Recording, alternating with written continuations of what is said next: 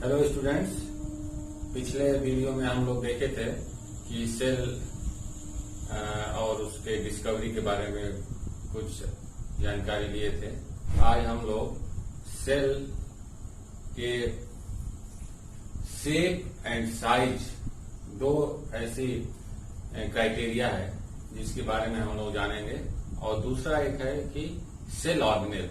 दो टॉपिक पे आज हम लोग डिस्कस करेंगे कि सेल का शेप एंड साइज कैसा होता है और सेल ऑर्गेनेल कौन है, सेल के अंदर पाए जाने वाले उसके अंगक कौन कौन से हैं। तो सबसे पहले हम लोग शेप और साइज के बारे में डिस्कस करते हैं। जैसे हम लोग देखे हैं कि व्हेल एक बहुत बड़ी मछली है, या फिर अर्थ पे पाए जाने वाले सबसे बड़ी जीवों में व्हेल मानी जाती है कि व्हेल सबसे बड़ी है।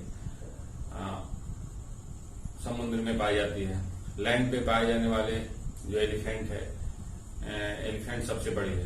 तो इसका मतलब ये नहीं हुआ कि उसके पास बड़ी बड़ी सेल है। सेल सबकी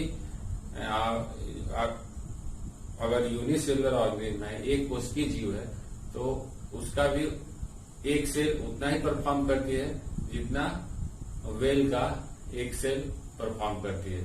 तो व्हेल के पास बहुत सारी सेल हैं, और बहुत सारी सेल होने की वजह से ही वो बहुत सारी टाइप्स की हैं। जैसे आप सपोज दैट ह्यूमन या मैमल्स या व्हेल को ले लीजिए, उसमें 250 टाइप्स की सेल हैं।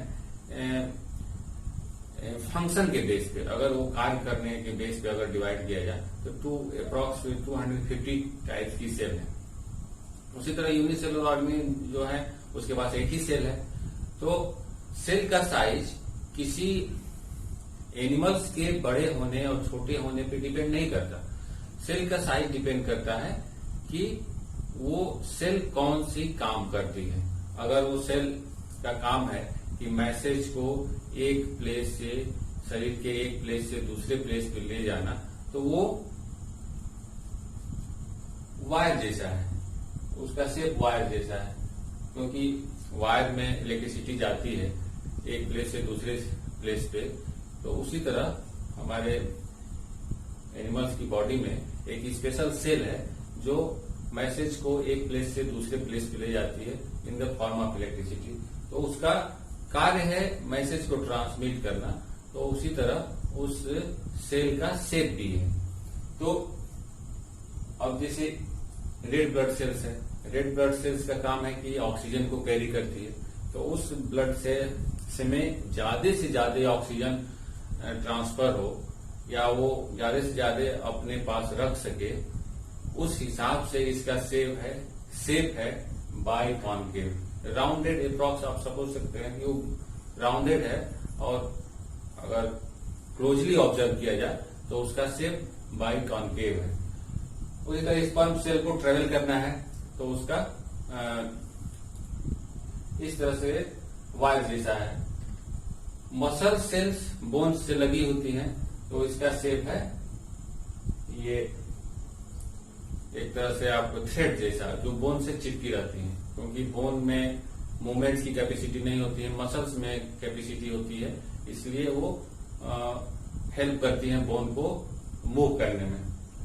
जैसे स्पेंडिल सेल, मसल्स में भी 3 टाइप्स की मसल्स हैं, कार्डिक और स्मूथ और स्केलेटन। जो बोन से मसल्स लगी रहती हैं उसे स्केलेटन बोलते हैं, जो बोन से नहीं लगी होती है उसे स्मूथ बोलते हैं, और जो केवल हार्ट में पाई जाती है उसे कहते हैं कार्डिक मसल। तो ये जो शेप है किसी भी सेल का, उसके कार्य पे डिपेंड करता है, न कि किसी एनिमल्स के उसके साइज पे। अगर कोई एनिमल बहुत बड़ा है तो वो इसका मतलब ये नहीं कि उसकी बहुत बड़ी बड़ी सेल है। स्किन सेल जैसे उसकी है वैसे आपकी है। तो फंक्शन किसी सेल का कार्य उसके शेप पे डिपेंड करे। अब हम लोग देखते हैं कि साइज ऑफ सेल, ये तो हो गया शेप ऑफ सेल। अब साइज ऑफ सेल, तो साइज में सबसे जो लार्जेस्ट सेल है पूरे वर्ल्ड में, उसका नाम है ऑस्ट्रिच एग। ऑस्ट्रिच एग जो है लार्जेस्ट सेल है। स्मॉलेस्ट सेल बैक्टीरियल सेल है। अब बैक्टीरिया में भी बहुत सारे ग्रुप हैं। उसी में से एक ग्रुप है माइकोप्लाज्मा। माइकोप्लाज्मा बैक्टीरिया का ग्रुप है। अगर आप कहते हैं बैक्टीरियल सेल, बहुत जगह दिया हुआ है माइकोप्लाज्मा या PPLO, pleuropneumonia like organism. Pleuropneumonia like organism mycoplasma की क्वालिटी है। माइकोप्लाज्मा एक प्लूरोनेमोनिया लाइक ऑर्गेनिज्म का एक पॉइंट है। तो पीपीएलओ या माइकोप्लाज्मा सब बैक्टीरिया में ही आते हैं। तो अगर आप बैक्टीरियल सेल, बहुत जगह दूसरे चीजों में दिया हुआ है, ये बैक्टीरियल सेल है या पीपीएलओ है या फिर माइकोप्लाज्मा है, ये कंफ्यूजिंग है, लेकिन सब बैक्टीरिया ही है। अगर बैक्टीरिया के अंदर जाते हैं तो आपको मिलेगा कि माइकोप्लाज्मा है, और उससे थोड़ा सा और अंदर जाते हैं तो पीपीएलओ मिलेगा। तो सबसे स्मॉलेस्ट सेल है bacterial cell. That bacterial cell, इसको ये भी कहते हैं माइकोप्लाज्मा भी कहते हैं, इसको पीपीएलओ भी कहते हैं। और लार्जेस्ट सेल हो गया ऑस्टिक सेल, और लॉन्गेस्ट सेल है नर्व सेल। एप्रॉक्स 1 मीटर होती है। कभी कभी जो बड़े एनिमल्स हैं तो लॉन्गेस्ट सेल नर्व सेल, जिसका काम है मैसेज को एक प्लेस से दूसरे प्लेस में ट्रांसफर करना। ये हो गया shape and size of cell. Shape and size किसी सेल का कैसा होता है। अब हम लोग देखते हैं कि सेल के अंदर, क्योंकि पिछले वीडियो में हम लोग पढ़े कि सेल एक बेसिक यूनिट है, उसकी क्रियात्मक यूनिट है। तो क्रियात्मक यूनिट, उसमें बहुत सारे काम होते हैं। अब किसी भी ऑर्गेनिज्म की बेसिक यूनिट जब सेल है तो ऑर्गेनिज्म भी बहुत काम करता है, और जब यूनिट है तो सेल में भी वो काम होता होगा। तो इस चीज को समझने के लिए सेल के अंदर बहुत सारे, उस काम को करने के लिए बहुत सारे छोटे छोटे उसके पार्ट्स पाए जाते हैं, सेल के पार्ट्स। और सेल के पार्ट्स को ही बोलते हैं सेल ऑर्गेनेल और अंगक। और ये सेल ऑर्गेनेल अंगक इतने, जैसे न्यूक्लियस एक सेल ऑर्गेनेल है। न्यूक्लियस के चारों ओर जो एक मेम्ब्रेन है, जो कभी कभी सेल मेम्ब्रेन तक अटैच करती है, उसे कहते हैं endoplasmic reticulum. Mitochondria, plastid, Golgi body, lysosome, centriole and ribosome. Nucleus सबसे लार्जेस्ट सेल ऑर्गेनेल, सबसे बड़ा है, और राइबोसोम सबसे छोटा सेल ऑर्गेनेल, सेल के अंदर सबसे छोटा अंगक है। तो सबसे पहले हम लोग न्यूक्लियस के बारे में जानते हैं कि न्यूक्लियस एक ऐसा सेल ऑर्गेनेल है, और पिछले वीडियो में भी इसके बारे में डिस्कस किए थे कि रॉबर्ट ब्राउन ने 1839 में इसको डिस्कवर किया। और ये न्यूक्लियस पूरे सेल को कंट्रोल करता है। इसमें इस टाइप के मटेरियल पाए जाते हैं जिसमें मैसेज स्टोर रहते हैं। वो मैसेज हेल्प करते हैं कि पूरे सेल में कौन सा वर्क होगा और उसको कंट्रोल कैसे करना है। हम दूसरे जो सेल ऑर्गेनेल है उसके बारे में डिस्कस करेंगे। इसका नाम है एंडोप्लाज्मिक रेटिकुलम। एंडोप्लाज्मिक रेटिकुलम, जैसे सपोज दैट ये सेल है, सेल हो गया, इसमें बीच में न्यूक्लियस है, राउंडेड स्फेरिकल। कुछ टाइम तक इस सेल के चारों ओर जो न्यूक्लियस मेम्ब्रेन है एक्सटेंड हो जाती है, वो एक्स्ट्रा बढ़ जाती है, और एक्स्ट्रा बढ़ने के क्रम में ही ये थोड़ा ज्यादा स्पेस कवर कर लेती है इनसाइड साइटोप्लाज्म, और कभी कभी ये टच करती है सेल मेम्ब्रेन को भी। तो जो एक्सटेंशन है, अभिवृद्धि है न्यूक्लियस मेम्ब्रेन का, वो एंडोप्लाज्मिक रेटिकुलम के रूप में होता है। अब ये एक तरह से आप ये कह सकते हैं कि ये पूरे जो सेल के अंदर मटेरियल है उसको स्ट्रेंथ प्रोवाइड करता है, जो एक स्पेशल प्लेस पे सारे मटेरियल फिक्स रहे। तो ये आप कह सकते हैं कि ये सेल का स्केलेटन भी है, जिससे सेल के सारे कंपोनेंट एक पर्टिकुलर प्लेस पे स्थिर हैं। जो राइबोसोम है, प्रोटीन सिंथेसिस के लिए रिस्पॉन्सिबल है राइबोसोम। कुछ राइबोसोम साइटोप्लाज्म में बिखरे रहते हैं, और कुछ राइबोसोम एंडोप्लाज्मिक रेटिकुलम पे अटैच रहते हैं।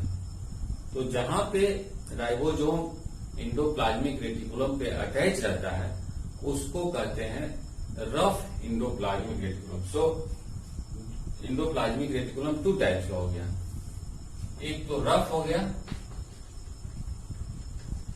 और दूसरा हो गया स्मूथ। रफ और स्मूथ उस पर डिपेंड कर रहा है कि रफ मतलब उस पे राइबोसोम अटैच्ड है और स्मूथ मतलब उस पे राइबोसोम अटैच्ड नहीं।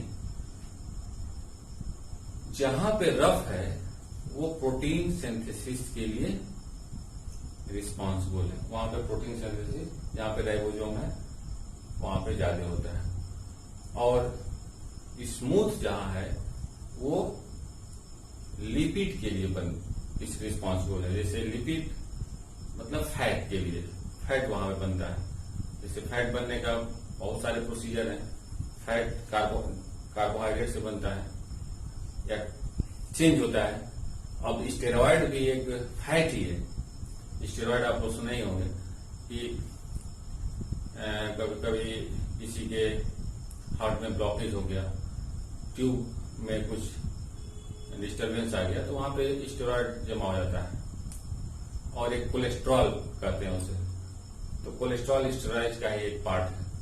कोलेस्ट्रॉल जमा होता है तो ये सब फैट के ग्रुप में आते हैं, कोलेस्ट्रॉल हो या स्टेरॉइड हो। तो रफ इंडोप्लाज्मिक रेटिकुलम ये प्रोटीन सिंथेसिस के लिए रिस्पॉन्सिबल है और स्मूथ लिपिड के लिए कभी कभी ये कोलेस्ट्रॉल भी सिंथेसिस करती है, जिसकी वजह से आपके शरीर में कहीं न कहीं वो डिपॉजिट हो जाती है। ये हो गया इंडोप्लाज्मिक रेटिकुलम के बारे में। उसके बाद है जो नेक्स्ट सेल ऑर्गेनेल है उसका नाम है माइटोकॉन्ड्रिया। माइटोकॉन्ड्रिया को फर्स्ट टाइम एक कोलिकर साइंटिस्ट से उन्होंने डिस्कवर किया और इसका number cell to cell vary करता है। जो सेल जिस टाइप की वर्क करती है, अगर वो बहुत ज्यादा वर्क करती है तो माइटोकॉन्ड्रिया उसमें ज्यादा होता है, अगर वो कम वर्क करती है तो वो माइटोकॉन्ड्रिया कम होता है। और इसका शेप एक तरह से इस टाइप का है, रॉड शेप है। और माइटोकॉन्ड्रिया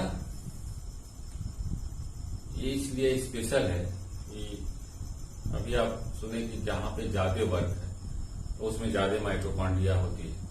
तो वर्क के लिए क्या चाहिए? एनर्जी। तो अगर कोई सेल ज्यादा वर्क कर रही है तो उसको ज्यादा एनर्जी चाहिए।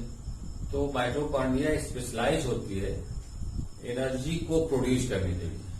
जैसे आप बाहर से तो बहुत सारे एनर्जी के सोर्स रहते हैं। एनर्जी का सोर्स है फूड, तो वो फूड आपकी सभी सेल में ट्रांसमिट होता है या ट्रांसफर होता है और सभी सेल में जाके माइटोकॉन्ड्रिया में पहुंचता है और वो एनर्जी मॉलिक्यूल फॉर्म करता है। एक बहुत कॉम्प्लेक्स प्रोसेस है और जिसके थ्रू वो एक एनर्जी का मॉलिक्यूल फॉर्म करता है और वो एनर्जी मॉलिक्यूल्स शरीर में जो भी एनर्जी की रिक्वायरमेंट है, जरूरत है, उसको पूरा करता है।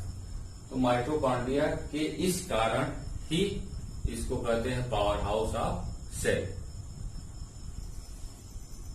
क्योंकि ये जो भी एनर्जी का रिक्वायरमेंट है उसको फुलफिल करता है by the producing energy molecule. ये क्योंकि सेल के अंदर सारी चीजें तो न्यूक्लियस से कंट्रोल है, लेकिन माइटोकॉन्ड्रिया इस टाइप का ऑर्गेनेल है जिसको हमेशा कुछ न कुछ बनाते रहना है और इसमें बहुत सारे सीरीज ऑफ रिएक्शन होती रहती हैं, जिसकी वजह से इसको कुछ सपोर्ट चाहिए। उस सपोर्ट के क्रम में ही इसका अपना डीएनए है और अपना डीएनए इसलिए है कि इसको बहुत सारे एंजाइम्स और प्रोटीन्स सिंथेसाइज करने पड़ते हैं। तो ये सेमी ऑटोनॉमस है। जब अपना डीएनए है तो इसको न्यूक्लियस पे डिपेंडेंसी कम है। न्यूक्लियस पे इसका जो मैसेज का ट्रांसमिशन है या फिर कंट्रोल है, वो कंट्रोल पावर न्यूक्लियस पे कम है और इसका अपना डीएनए है जो माइटोकॉन्ड्रिया में पाया जाता है। और जब कभी भी इसको जरूरत पड़ती है कि हमको ये केमिकल या मॉलिक्यूल्स बनाना है तब ये अपना बना लेता है। तो इसका ओन डीएनए है। सभी सेल में एक दो, क्योंकि सेल अगर है तो उसको एनर्जी चाहिए ही। इवन 5000 तक किसी सेल में 5000 तक माइटोकॉन्ड्रिया भी ऑब्जर्व की गई। पर किसी में एक ही है जहां एनर्जी की रिक्वायरमेंट कम है। नेक्स्ट है प्लास्टिड। प्लास्टिड स्पेशल इसलिए है क्योंकि ये केवल प्लांट में पाया जाता है, और प्लांट में पाए जाने की वजह से ही प्लांट में कैपेसिटी है कि वो फूड बना लेता है। प्लास्टिक ही ऐसा ऑर्गेनेल है जिसकी वजह से प्लांट फूड बनाता है। तो अब प्लास्टिक का दो काम है, एक तो फूड बनाना और दूसरा है ये फूड को स्टोर भी करता है। इस दो काम को परफॉर्म करने के लिए इसके तीन टाइप्स हैं। एक तो क्लोरोप्लास्ट जिनका कलर ग्रीन होता है, उसी की वजह से इसको क्लोरोप्लास्ट बोलते हैं। ल्यूकोप्लास्ट जो कलरलेस होता है, ये कलरलेस है। और क्रोमोप्लास्ट जो दूसरे कलर में होता है, ग्रीन कलर नहीं होता। अगर दूसरे कलर में प्लास्टिक पाए जाते हैं तो वो ग्रीन कलर नहीं होता। तो प्लास्टिक के 3 टाइप्स हैं। ये 3 टाइप्स दो कामों के लिए स्पेशलाइज हैं। एक तो फूड बनाने के लिए और दूसरा फूड को स्टोर करने के लिए। तो जहां पे ग्रीन कलर है, ग्रीन कलर स्पेशल है फूड को बनाने के लिए in the presence of sunlight की उपस्थिति में। ग्रीन कलर में ही प्रॉपर्टी है कि वो सनलाइट को केमिकल या ग्लूकोज में कन्वर्ट कर सकती है। अगर ग्रीन कलर नहीं है तो कन्वर्जन पॉसिबल नहीं। कलरलेस जो ल्यूकोप्लास्ट है ये फूड को स्टोर करता है, और जो क्रोमोप्लास्ट है ये फूड को बनाने में कुछ हेल्प करता है। समटाइम्स ये भी स्टोर करता है। जैसे कभी कभी आप देखे हैं कि किसी फ्रूट का कलर ग्रीन रहता है, वो दूसरे येलो में चेंज होता है, तो वो क्रोमोप्लास्ट के कारण ही चेंज होता है। ये हो गया प्लास्टिड्स के बारे में। जैसे आप पढ़े कि माइटोकॉन्ड्रिया में भी इसका अपना डीएनए है, न्यूक्लियस पे डिपेंडेंसी इसकी कम है, उसी तरह प्लास्टिड की भी न्यूक्लियस पे डिपेंडेंसी कम है, इसका भी अपना डीएनए। क्योंकि फोटोसिंथेसिस एक बहुत कॉम्प्लेक्स और लॉन्ग चेन ऑफ रिएक्शंस है, और उस रिएक्शंस को पूरा करने के लिए बीच बीच में ऐसे केमिकल्स की जरूरत पड़ती है जो एक सबस्टांस से दूसरे सबस्टांस में कन्वर्ट होने में हेल्प करें। तो वो सब केमिकल्स बनाने के लिए, एक मैसेज स्टोर करने के लिए डीएनए है। तो प्लास्टिड और माइटोकॉन्ड्रिया एक ऐसा सेल ऑर्गेनेल है जिसमें अपना डीएनए है। तो अपना डीएनए होने के कारण इस दोनों सेल ऑर्गेनेल्स को सेमी ऑटोनॉमस बोलते हैं। मतलब इसको ऑटोनॉमी है, न्यूक्लियस पे डिपेंडेंसी कम है, कंट्रोल के सेंस में या रिफरेंस में। ये हो गया प्लास्टिड के बारे में कुछ। अब नेक्स्ट है गोल्गी बॉडी। गोल्गी बॉडी एक कैमिलो गोल्गी इटालियन साइंटिस्ट थे, उन्होंने डिस्कवर किया। और इसका गोल्गी बॉडी का जो यहाँ पे सपोज दैट ये हो गया, ये इंडोप्लाज्मिक रेटिकुलम का कुछ पार्ट डिटैच हो जाता है यहाँ से, तो वो कन्वर्ट होता है गोल्गी बॉडी में। ये ट्यूबुलर और वेसिकल टाइप्स है। ट्यूबुलर ऐसे ट्यूब्स, अगर ट्यूब्स का शेप ऐसे हो गया, कहीं पे चेंज हो गया, इस तरह हो गया, तो ये वेसिकल हो गया, ये ट्यूब्स है। तो दोनों शेप में गोल्गी बॉडी पाए जाते हैं। इसका काम है कि जो भी केमिकल सिंथेसाइज हो रहे हैं सेल के अंदर, उसको पैकेज करना, ट्रांसपोर्ट करना और मॉडिफिकेशन, समटाइम्स कुछ मान लो ग्लूकोज सिंथेसाइज हुआ, उसको दूसरे फॉर्म में फैट में चेंज कर दी। तो एक तो पैकेजिंग करता है, दूसरे ट्रांसपोर्ट भी करता है, एक पार्ट से दूसरे पार्ट, एक सेल से दूसरे सेल, और मॉडिफिकेशन भी करता है। तो गोल्गी बॉडी का ये काम है। नेक्स्ट है लाइसोसोम। लाइसोसोम अधिकतर एनिमल सेल में ही पाया जाता है, प्लांट सेल में इसकी अवेलेबिलिटी कम है, और इसके मल्टीपल फंक्शन है। सेल एक ऐसा इन्वायरमेंट है कि जिसमें बहुत सारी प्रोसेसेस चलती रहती हैं। अब सपोज दैट उसमें कुछ प्रोसेस सही से नहीं चल रही है, सेल अपने यूजुअल फॉर्म में परफॉर्म नहीं कर पा रहा है, तो उस टाइम में लाइसोसोम में इस टाइप के केमिकल्स भरे होते हैं कि ब्रश कर जाते हैं और वो सेल डाइड हो जाती है। तो सेल डाइड हो गई तो उसका काम खत्म हो गया, वो आपको डिस्टर्ब नहीं की। इसीलिए इस सेल को मारने में हेल्प करता है, इसलिए इसको सुसाइड बैग ऑफ सेल बोलते हैं। सेल सुसाइड कर ले।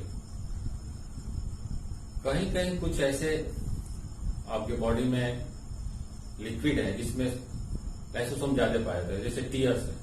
टीयर्स में लाइसोसोम ज्यादा पाए जाते हैं। कभी कभी आंख में कुछ चला गया तो आंख में जाने की वजह से उस टीयर्स को लगता है या उस लिक्विड को लगता है कि हमारी आंख को नुकसान पहुंच सकता है, तो उसमें लाइसोसोम ज्यादा है, इसीलिए कि वो बैक्टीरियल सेल को मार सके। और सपोज एक बैक्टीरिया इंटर कर रहा है तो उसको मार सके। तो इस टाइप के जो सिक्रेशंस हैं आपकी बॉडी से, उसमें लाइसोसोम की मात्रा ज्यादा है, इसलिए कि वो दूसरे सेल को मार सके। अगर सेल के अंदर कुछ प्रॉब्लम होती है तो वो लाइसोसोम ब्रस्ट हो जाते हैं और वो सेल को डैमेज कर देते हैं। तो इस क्वालिटी के कारण ही इसको बोलते हैं suicide bag of cell. Next है सेंट्रियोल। सेंट्रियोल एक ट्यूबुलर फॉर्मेशन है जो सेल डिवीजन में हेल्प करता है। सेल डिवीजन एक प्रोसेस है, क्योंकि सेल डिवीजन एक बेसिक प्रॉपर्टी है किसी भी सेल की, प्रारंभिक स्थिति है। तो अगर सेल डिवीजन ना हो तो आप छोटे से बड़े नहीं हो पाएंगे। तो सेल के अंदर इस टाइप के फंक्शन फिट हैं जो सेल को सही से परफॉर्म कर सके, उसको टाइम टू टाइम डिवाइड कर सके। रिकवरी भी, अगर बोन्स आपके फ्रैक्चर हो गया तो सेल डिवाइड करके ही उसको रिकवर करती है। तो डिवीजन के प्रोसेस को सही से परफॉर्म करने के लिए उसमें इस तरह के अंगक हैं जो डिवीजन को सही से परफॉर्म कर। राइबोसोम आप जानते हैं कि राइबोसोम का काम है प्रोटीन सिंथेसिस को सही से परफॉर्म करना, या प्रोटीन सिंथेसिस के लिए जो मैसेज आता है न्यूक्लियस से, वो मैसेज सही से डिकोड होता है राइबोसोम में। राइबोसोम एक ऐसा प्लेस है जहां पे प्रोटीन बनती है। तो ये इसको कह सकते हैं कि फैक्ट्री ऑफ प्रोटीन। मतलब मैसेज तो कहीं दूसरे से न्यूक्लियस से आ रहा है, लेकिन वो बन कहाँ रहा है? राइबोसोम में। तो ये हो गया सेल के कुछ ऑर्गेनेल और उसके कार्य, और सेल के शेप एंड साइज। अगले क्लास में हम लोग सेल के दूसरे पोर्शन को पढ़ेंगे। तो फिर मिलते हैं अगले वीडियो में। Thank you.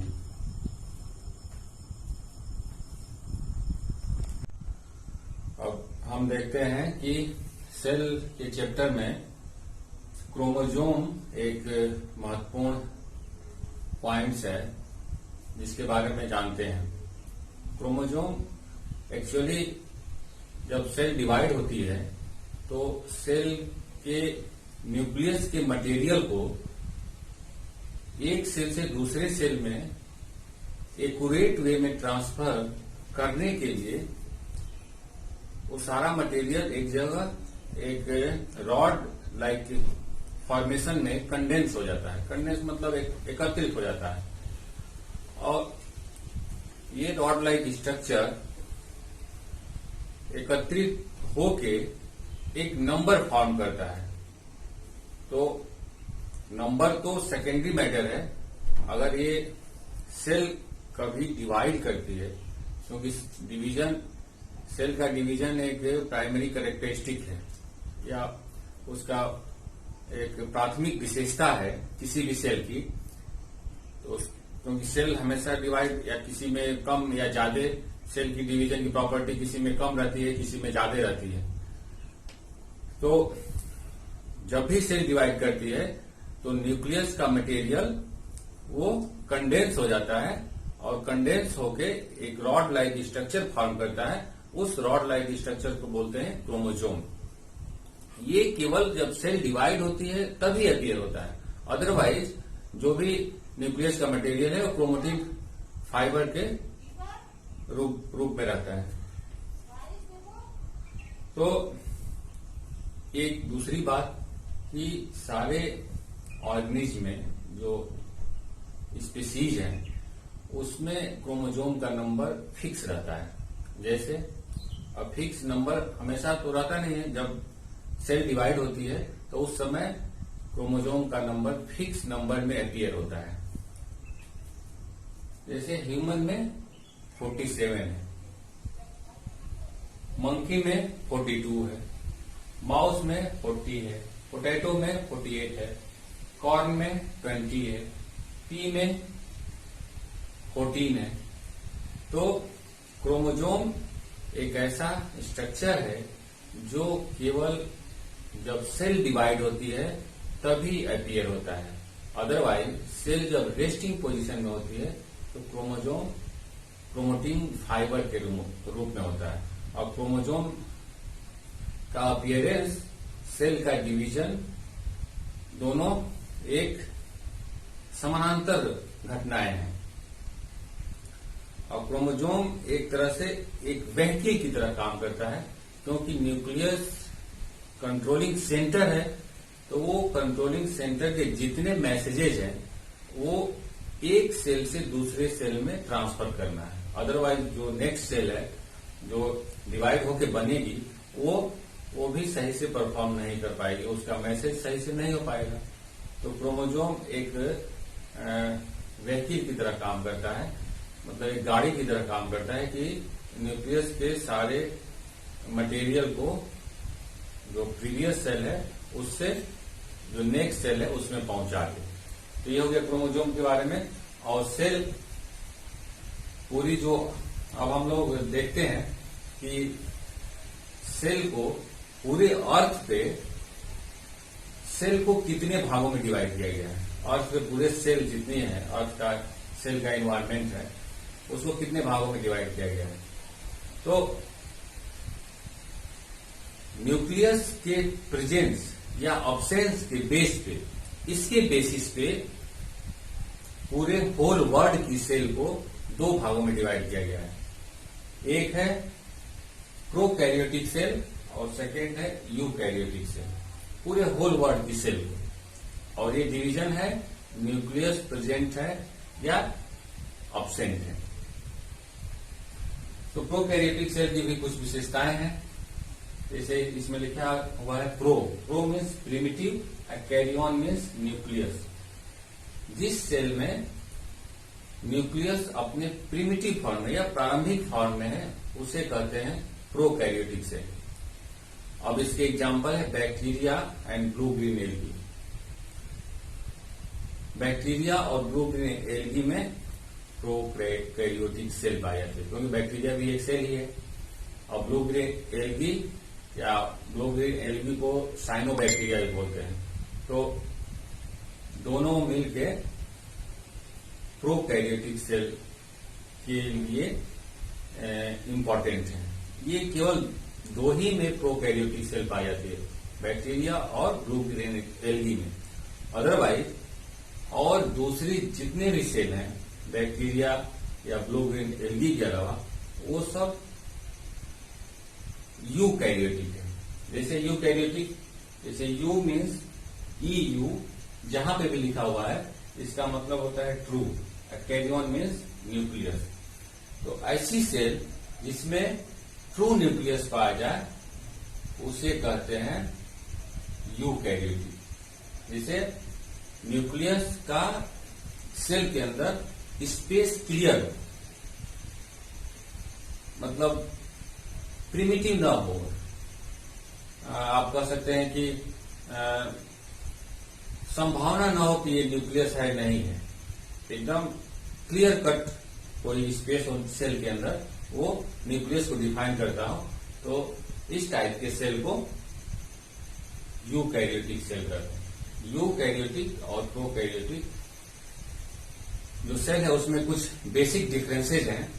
उसमें डीएनए सर्कुलर होता है और यूकैरियोटिक में डीएनए हेलिकल होता है, राइबोसोम भी अंतर होता है। प्रोकैरियोटिक में सेल वॉल पाई जाती है, इसमें सेल वॉल नहीं पाई जाती है, कुछ एक्सेप्शन भी है। तो इस टाइप के कुछ डिफरेंसेज पाए जाते हैं प्रोकैरियोटिक और यूकैरियोटिक। बट इसका मेन डिफरेंस है,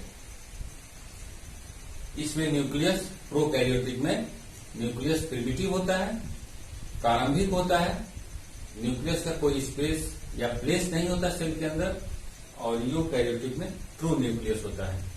तो ये न्यूक्लियस के प्रेजेंस या ऑब्सेंस के बेस पे पूरी सेल को डिवाइड किया गया है दो पार्ट में। पूरे वर्ल्ड में जितना भी सेल है, सेलुलर वर्ल्ड है, उसको यूकैरियोटिक और प्रोकैरियोटिक। ये हो गया सेल के बारे में। आगे की क्लासों में हम दूसरे जो टॉपिक्स हैं उस पर डिस्कस करेंगे। Thank you.